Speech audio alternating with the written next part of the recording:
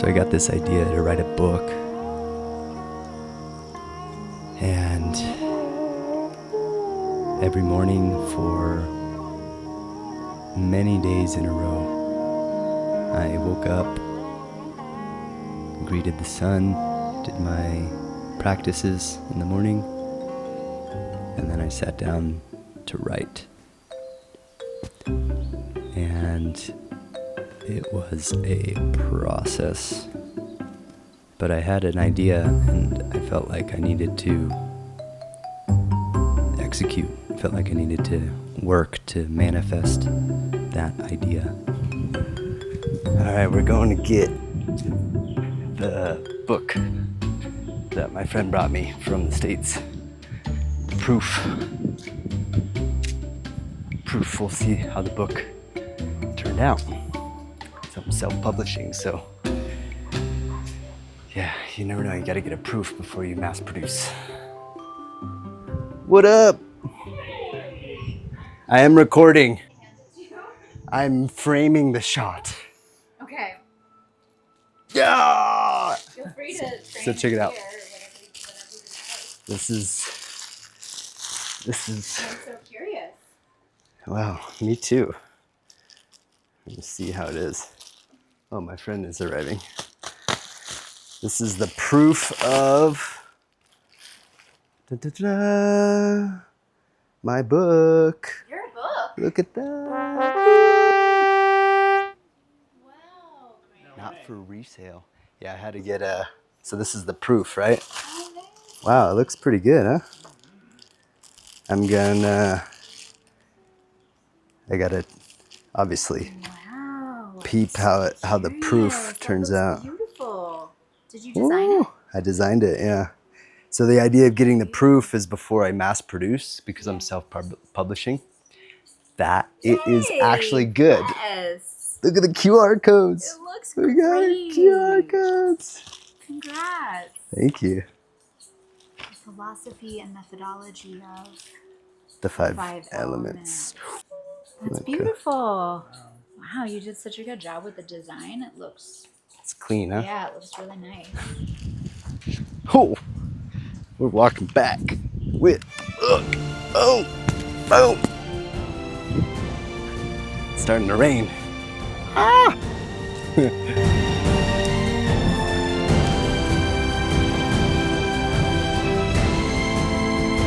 Check this out.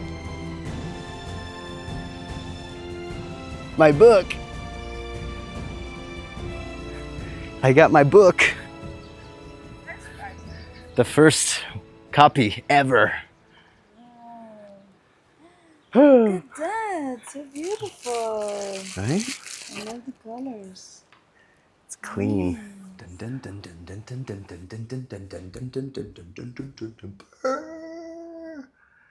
As you can see, my office here is a mess. But I feel so good because I finally have this in my boom shakalaka. This is a moment. Yeah. It's a whole. I'm holding it in my hand. You know, the like, who writes a book? You know, who came to this realization? Some of you know I've been teaching yoga for the past 11 years, and this realization came to me recently that after doing 3 different teacher trainings, graduating dozens of students from my programs, and yeah, I guess realizing that there's actually a method behind the way that I teach. And the interesting thing, like the process that I was in writing this book, and even prior to writing this book, is like a process of authenticity, you know, and accepting my voice, I guess you could say, and learning to accept that I have something valuable to share. And that was it's still happening, you know, this process that I'm in about just thinking about, okay, what do I want to say? Why do I want to say it? Who's going to hear or listen to what I have to say? And even years after being in a leadership role, right? Like facilitating multiple retreats and running a yoga school and doing these things, I still battle with insecurity, and like fear and doubt that what I put out is quote unquote good enough. And this is like this is the process of art and the process of the voice, working with the voice, working with, I think the creative power, of life. And I don't have, what do I not have? I'm learning to not have fear around that. I'm learning to trust in the impulse, in the inspiration, and just take action on it. And when I got the inspiration to write this book, I was like, I don't know if I can do that, Like I was like getting the message from spirit or from the beyond or from wherever, and the messages and the inspiration comes. Because when they come, it's like, you want me to do what? Do you know what I mean? Like when there's guidance that's received from the mysterious beyond, and that guidance is compelling us or motivating us in some direction. And it can look like so many things, right? There's so many ways that guidance, at least for me, comes. And my goodness, it is it's scary, it's scary to listen to that force, that I won't even call it a voice, but it is like the voice of God in a way. And some people might be like, the G word, God. But the process that I'm in around creativity and creation and expression and ultimately my leadership and my vocation, it's interesting why do they call it vocation? Vok, that connects to voice.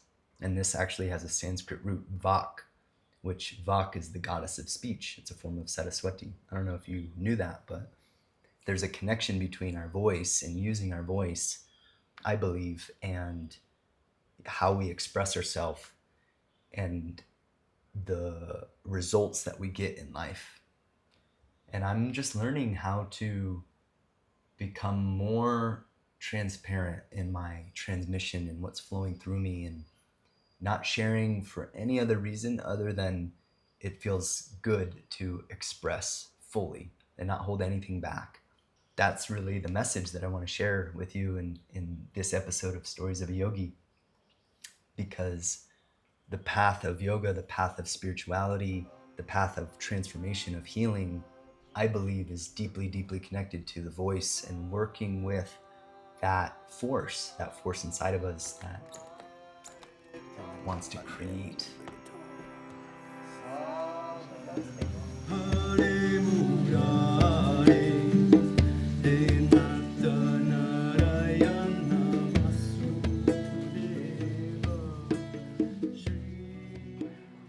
I'm gonna take y'all on a walk. It's nice to take a little break. I was editing for a while. That was a shoot. The video you just saw was some music that we did recently at a friend's house. I find that music is just such a great way for expression. So it's just an example. But anyways, back to the book. I've been saying the word book a lot. I want to share a little bit about who the book might be for and the benefit that someone might receive by reading it. Because if you're here on this channel, then the chances are you're interested in yoga, you're interested in healing arts, spiritual science. And I wrote this book as like part of a personal process of wanting to decode the map. One of the definitions that I love for yoga is it's the return. Yoga, the path of yoga is the return. And it's a return journey home to the true nature of the soul, the true nature of spirit, where creativity comes from, where inspiration comes from, where the force of life, the fountain of life is emerging in us. And when I sat down to write this book, it was coming from an inspiration that I received after all these years of teaching and practicing, that there is a map. and that the yogis have offered us this incredible map to reclaim our sovereignty, to reclaim our freedom, to reclaim our connection to nature, to life. And as I started to do my research, I realized, wow, there are principles of how to practice. And I like to say that it's not what we practice, it's how we practice that matters. And the way that intending this book to be used is that regardless of where someone is at in their journey or what they know about yoga or what they're practicing, that there are some tools and ways of looking at practice that I think can be really helpful and beneficial. I'm just gonna sit down on this rock here. Yeah, how about that? That's cool. That there's ways of looking at how we practice and to start to distinguish the different layers of our being, the physical body, the emotional body, the mental body, and to look at also one of the big things that I feel really good about in the book is that it offers like a self-diagnosis, a way of looking at what's aligned in our life or what's maybe not so aligned, and how is that impacting our health and our well-being. And to do what's called a self-diagnosis so that you can, with this manual, it's like a ritual map, and looking at where our strengths and weaknesses are and identify what we need to do, how we need to practice. Remember, how we need to practice to develop the areas that might be needing development. And the main intention above all is to really empower practitioners. There's people all over the world who have tuned into this channel, who have in some way connected with me and through this path of yoga. And I feel really inspired at the idea that there's an enormous network of light of people all over who are really interested in deepening. And that inspires me. And this book is a way to, God, I keep saying the word book, forgive me. It's a way to organize and to look at the history, look at the context of yoga, and to align ourselves with the technologies in a way that is fruitful and beneficial for longevity, for sustainability, for continued inspiration. So if that's you, then check it out. I'm gonna get back inside, finish editing, and finish this episode. See you guys in the kitchen. The more I create, the healthier I feel, the more balanced I feel. And in this book, I go into detail on like the tools and the techniques and the principles of how to get that energy to flow and how to connect to nature. It's the 5 elements: the earth, the water, the fire, the air, and the space. Look at this cool spine. Can you see that? Earth, water, fire, air, space, beyond. That's really cool. I did all the art myself. And I don't know, just feel really satisfied with it. You can get a digital copy over at my website if you would like. And you're also invited to receive the discount for the Sangha. So if you want to get on the email newsletter list, then you'll get $8 off. Just go over to the website and put in your email. You also get a free chapter of the mythological origins of Hatha Yoga. So if you don't want to buy the book, you can still get the free chapter. It's all good. But you'll also be able to get the $8 discount. And this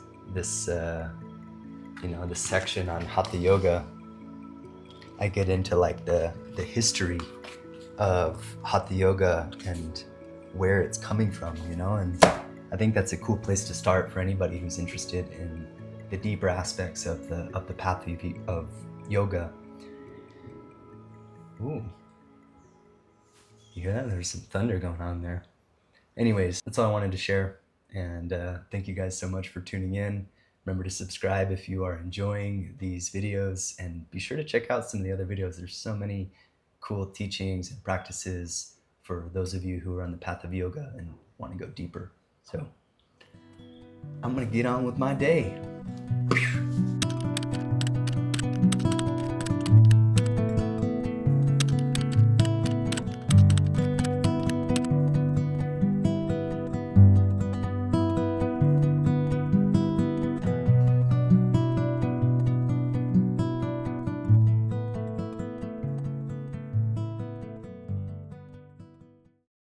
You will now know about my book. Ah, so cool.